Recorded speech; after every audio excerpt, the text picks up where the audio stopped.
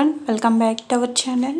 ఈరోజు వీడియో వచ్చేసి princess cut blouse stitching cutting video అనేది కంప్లీట్గా పెట్టానండి. ఫుల్ వీడియో స్కిప్ చేయకుండా చూడండి, చాలా బాగా అర్థమవుతుంది. ఫస్ట్ వచ్చేసి లైనింగ్ క్లాత్ని 4 మడతలు ఉండేటట్టుగా ఫోల్డింగ్ చేసుకొని మన వైపు ఫోల్డింగ్ ఉండేటట్లు చూసుకున్న తర్వాత హ్యాండ్స్ పొడవు వచ్చేసి 9.5 ఇంచులు తీసుకున్నాను. అక్కడి నుంచి 3 ఇంచులు అంటే రాసి బుట్ట హ్యాండ్స్ పెడుతున్నాను అనమాట. 3 ఇంచులు ఎక్స్ట్రా తీసుకుని 9 ఇంచుల నుంచి 3 ఇంచులు డౌన్ చేసుకుంటున్నాను, మనకి శంఖ రౌండ్ దగ్గర రావడం కోసమని.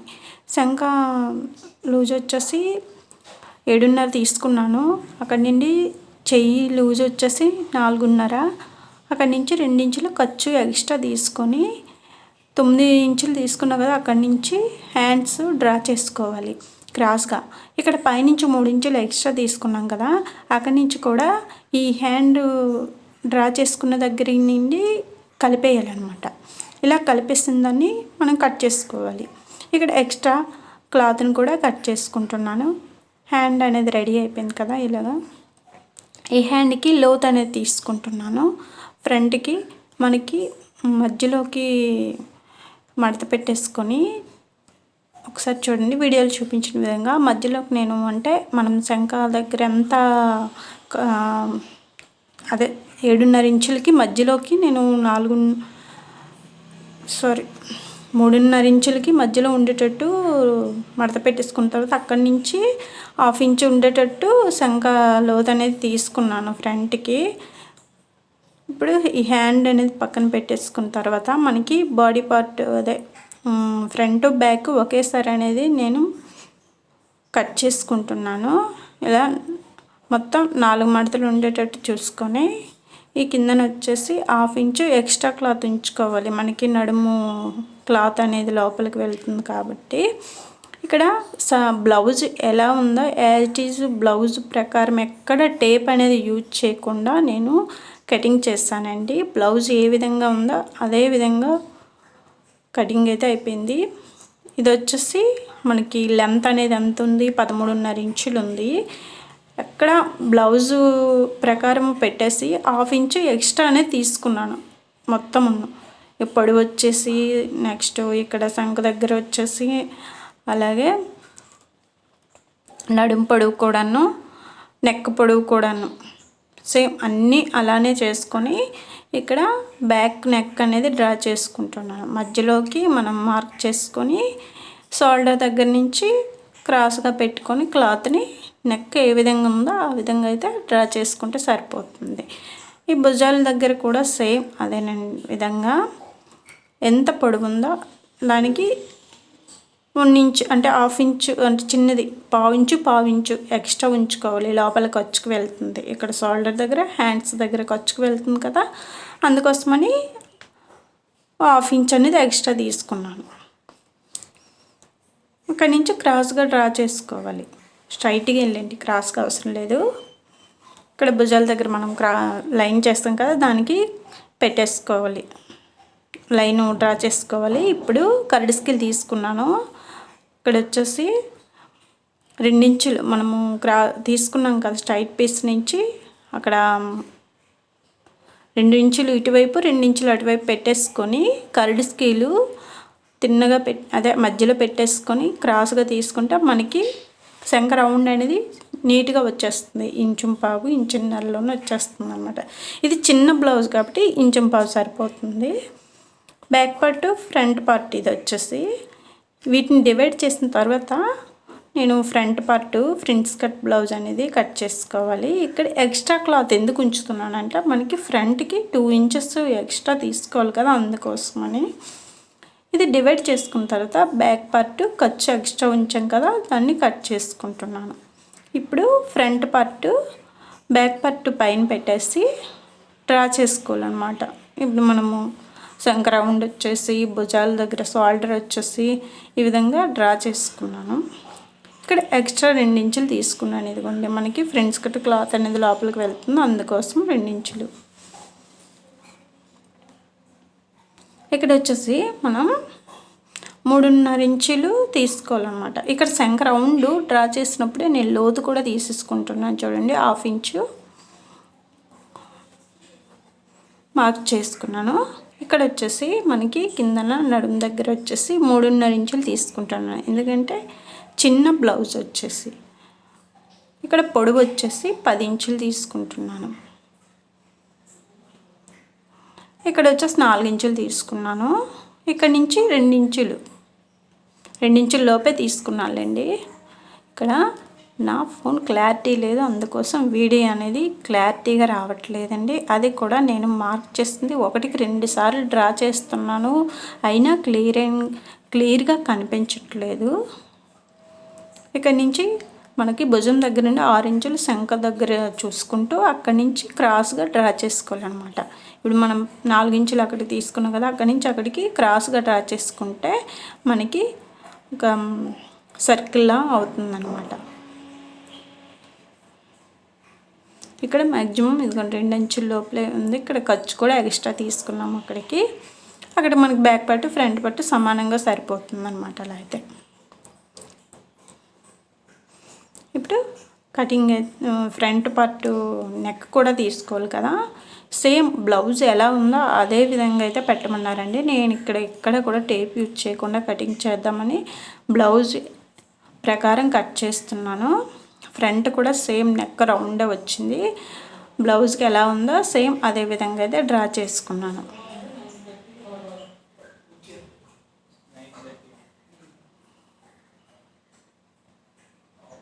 ఇప్పుడు ఎలా అయితే డ్రా చేసుకున్నామో అదేవిధంగా కటింగ్ చేసుకోవాలి.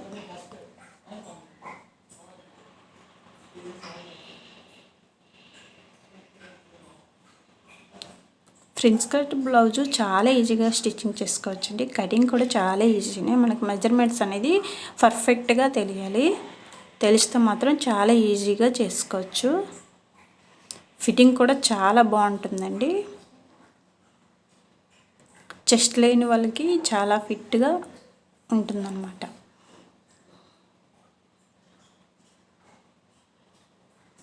ఇలా దేనికది పార్ట్ అనేది డివైడ్ చేసుకున్నాను. Back part, front part, next వచ్చేసి హ్యాండ్స్ అన్నీ కూడా స్టిచ్చింగ్ అయితే కటింగ్ అయిపోయాయండి. సారీ.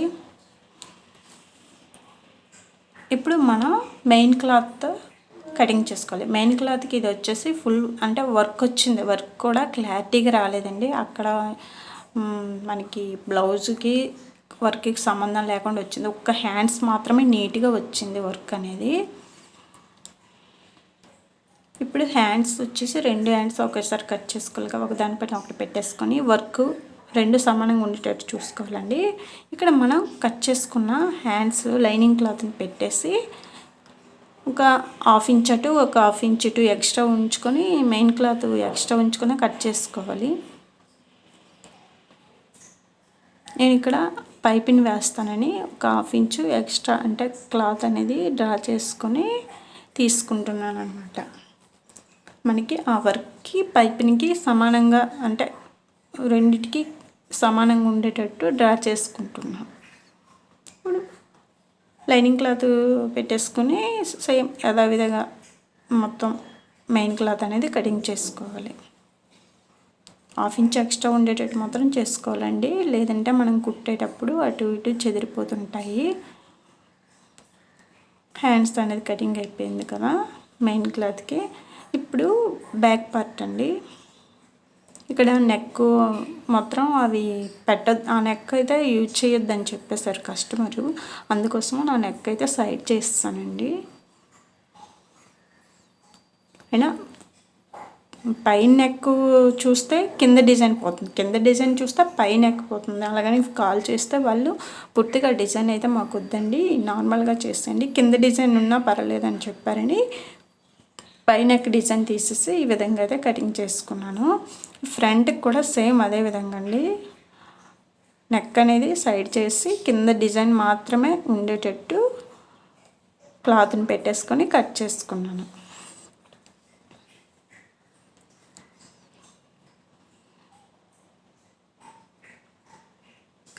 దేనికి అది సపరేట్గా కట్ చేసుకున్నాను.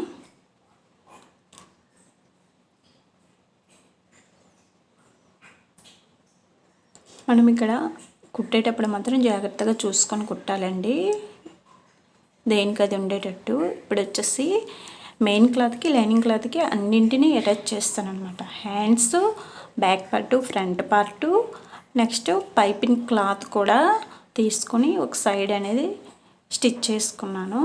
ఇక్కడ పైపింగ్కి క్రాస్ పీస్ తీసుకుని స్టిచ్ చేసుకున్నాను అనమాట. ఈ విధంగా అన్నింటినీ జాయింట్ చేసుకున్న తర్వాత అదే లైనింగ్ క్లాత్కి మెయిన్ క్లాత్ జాయింట్ చేసుకున్నాం కదా. ఇప్పుడు వచ్చేసి ఫ్రంట్ ఫ్రిన్స్ కట్ అటాచ్ చేసుకోవాలండి క్లాత్ అనేది.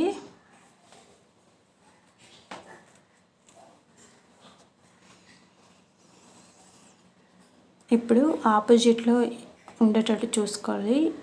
మనకి రెండు వైపులా ఒకేలాగా ఉండేటట్టు చూసుకోకుండా దేనికది సపరేట్గా స్టిచ్ అనేది చేసుకొని పైనుంచి ఒక కుట్టు వేసుకోవాలి. ఇలా పైనుంచి ఒక కుట్టు వేసుకున్నానండి. ఇప్పుడు వచ్చేసి బ్యాక్ పార్ట్, ఫ్రంట్ పార్ట్, భుజాలు అనేది జాయిన్ చేసుకోవాలి. ఇక్కడ వచ్చేసి బ్యాక్ హుక్స్లు వస్తాయి కదా, బ్యాక్ పార్ట్కి 1/2 ఇంచ్ అదే జస్ట్ చిన్న టక్స్ అనేది పెట్టేసుకున్నాను. పెట్టేసుకున్న తర్వాత మధ్యలోకి కట్ చేసుకొని కాజా పట్టి, ఉక్కి పట్టి అనేది అటాచ్ చేసుకున్నాను అనమాట.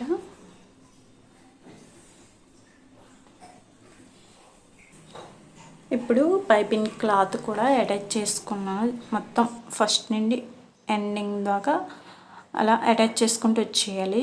ఒక 1/2 ఇంచ్ గ్యాప్ ఉండేటట్టు చూసుకోవాలి. ఇక్కడ నేను వచ్చేసి నార్మల్ పాదంతో నేను స్టిచ్చింగ్ అనేది చేస్తున్నాను. పైపింగ్ చాలా నీట్గా వస్తుందండి, సన్నగా. ఇక్కడ మనకి సన్నటి పైపింగ్ థ్రెడ్ కూడా తీసుకున్నాను. క్లాత్ని మొత్తం అటాచ్ చేసుకోవాలన్నమాట.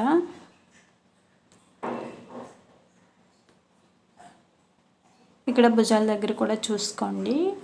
వెనక వైపు మనకి షోల్డర్ దగ్గర జాయిన్ చేస్తాం కదా, వెనక వైపు ఉండేటట్టు క్లాత్ చూసుకోవాలి.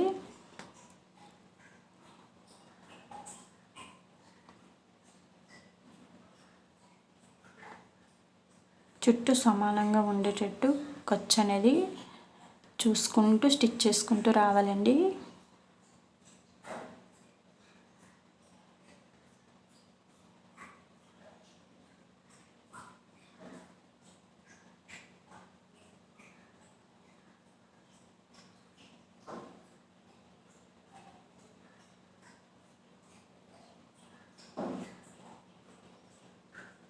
పైపింగ్ కూడా చాలా ఈజీగా చేసుకోవచ్చండి మనం, అంత కష్టమే ఉండదు.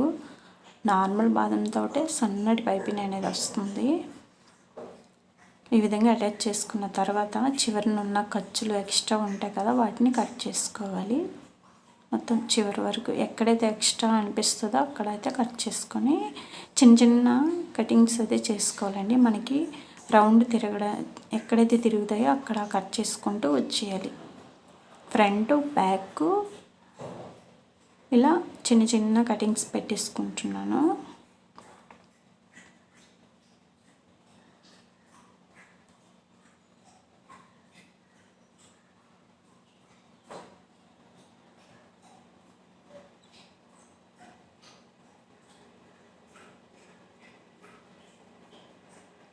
ఇక్కడ కటింగ్ చేసేటప్పుడు కొంచెం జాగ్రత్తగా కట్ చేయండి, లేదంటే మెయిన్ క్లాత్ కట్ అయిపోయే సిచ్యువేషన్స్ కూడా ఉంటాయి. ఇక్కడ వచ్చేసి సన్నటి పైపింగ్ థ్రెడ్ తీసుకున్నాను, అది లోపల పెట్టేసుకొని ఫోల్డ్ చేసుకున్నాను. చూడండి వీడియోలో చూపించిన పైపింగ్కి ఫస్ట్ వచ్చేసి రఫ్ చేసుకోవాలి. మనము రఫ్ చేసుకొని అక్కడి నుంచి క్లాత్ని లోపలికి ఫోల్డింగ్ చేసుకుంటూ సన్నగా క్లాత్ అనేది వచ్చేటట్టు పైనుంచి ఒక కుట్టు వేసుకుంటూ రావాలి. మనకి ఈ రౌండ్ తిరిగే దగ్గర కొంచెం జాగ్రత్తగా చూసుకుంటూ తిప్పాలండి క్లాత్ని.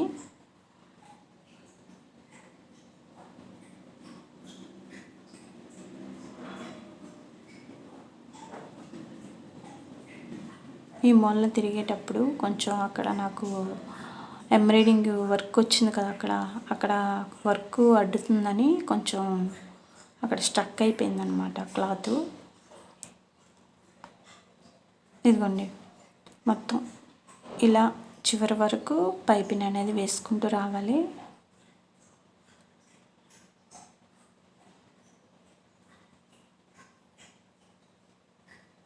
ఈ వర్క్ ఉండడం వల్ల మధ్యలో చిన్న గ్యాప్ అనేది వస్తుంది వీడియోకి.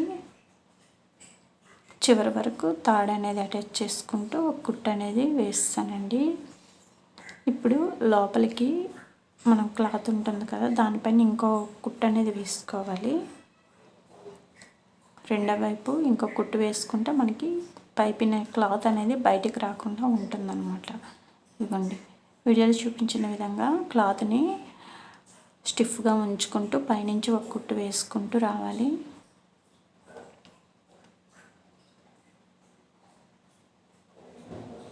చూసారు కదండి పైపింగ్ ఎంత సన్నగా వచ్చింది, నీట్గా ఫినిషింగ్ కూడా వచ్చింది. ఇప్పుడు హ్యాండ్స్ కూడా సేమ్ అదే, ఇక్కడ స్ట్రైట్ పీస్ తీసుకున్నాను నేను క్లాత్. నెక్కి అయితే మాత్రమే క్రాస్ పీస్ అండి, వీటికి హ్యాండ్స్కి అయితే స్ట్రైట్ పీస్ తీసుకుంటే సరిపోతుంది. నెక్స్ట్ వచ్చేసి నేను మనకి ఇక్కడ ఫ్రంట్కి బ్యాక్కి నడుము దగ్గర కూడా పైపింగ్ వేస్తున్నాను. దానికి కూడా సేమ్ స్ట్రైట్ పీస్ తీసుకొని అటాచ్ చేసుకొని పైపింగ్ అనేది రివర్స్ చేసుకున్నాను. హ్యాండ్స్కి ఇక్కడ చివరిని కుట్టు వేయలేదని అనుకుంటున్నారు, ఎందుకంటే పైపింగ్ క్లాత్ తిప్పేసిన తర్వాత నేను పైనుంచి ఒక కుట్టు వేసుకుంటున్నాను. అందుకే ఇక్కడ ఫోల్డ్ చేయకుండా డైరెక్ట్గా క్లాత్ అనేది అటాచ్ చేసుకుంటున్నాను.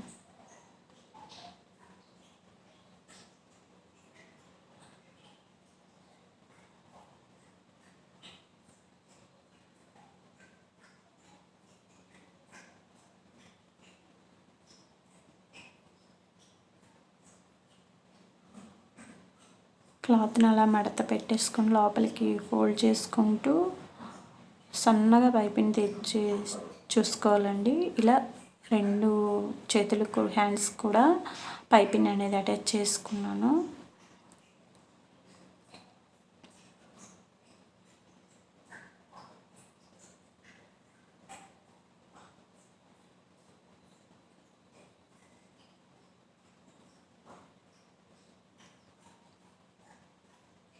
పైనుంచి కుట్టు అనేది ఇక్కడ క్లాత్ లోపలికి పెట్టేసుకొని స్ట్రైట్గా ఒక కుట్టు వేసుకుంటే సరిపోతుంది. సపరేట్గా మళ్ళీ మనం మడత పెట్టేసి పెట్టిన అవసరం లేదు. నేనైతే ఇలానే చేస్తానండి.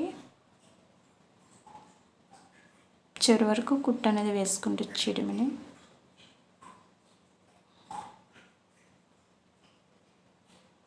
చూసారు కదా, హ్యాండ్కి ఇలా పైపింగ్ అయితే రెడీ అయిపోయింది. ఇక్కడ నెక్ అదే నడుముకు కూడా నేను పైపింగ్ అటాచ్ చేశానని చెప్పాను కదా, ఇదిగోండి ఈ విధంగా అయితే అటాచ్ చేసుకున్నాను. ఇక్కడ మనం హ్యాండ్స్ అనేది జాయింట్ చేసుకోవాలి. ఇక్కడ మధ్యలో నుంచి మనం కుచ్చులు పెట్టుకోవాలన్నమాట. ఇక్కడ షోల్డర్ దగ్గర మనకి జాయింట్ చేసాం కదా, అక్కడ నుంచి ఫస్ట్ ఒకవైపు కుచ్చులు పెట్టుకోవాలి. ఇక్కడ వచ్చేసి ఎక్కువ కుచ్చులు రావాలండి, ఒక 3-4 వస్తాయి. మళ్ళీ రెండో వైపు కూడా సేమ్ 4 కుచ్చులు రివర్స్ చేసుకుని క్లాత్ కిందన పెట్టేసుకుని అటువైపు ఫ్రంట్కి ఫ్రంట్ బ్యాక్ బ్యాక్ నేను సపరేట్గా అటాచ్ చేసుకున్నాను. ఈ విధంగా అయితే హ్యాండ్ అనేది అటాచ్ చేసుకున్న తర్వాత పైనుంచి 2 కుట్లు వేసుకోవాలి. అదే ఎక్స్ట్రా కుట్టు కూడా వేసుకున్న తర్వాత మనకి హ్యాండ్ లూజు, చెస్ట్ లూజు, నడుము బట్టి స్ట్రైట్గా ఒక కుట్టు వేసుకున్న తర్వాత మనకి బ్లౌజ్కి ఆది బ్లౌజ్కి ఈ బ్లౌజ్కి సరిపోయిందంటేనే సైడ్ నుంచి స్ట్రైట్ కుట్లు అనేది వేసుకున్న తర్వాత క్లాత్ అనేది చూపిస్తున్నాను చూడండి. బ్లౌజ్ ఈ విధంగా అయితే రెడీ అయిందండి.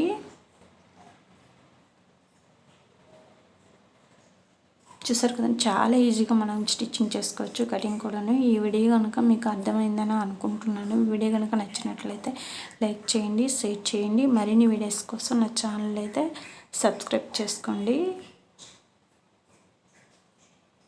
Thank you for watching.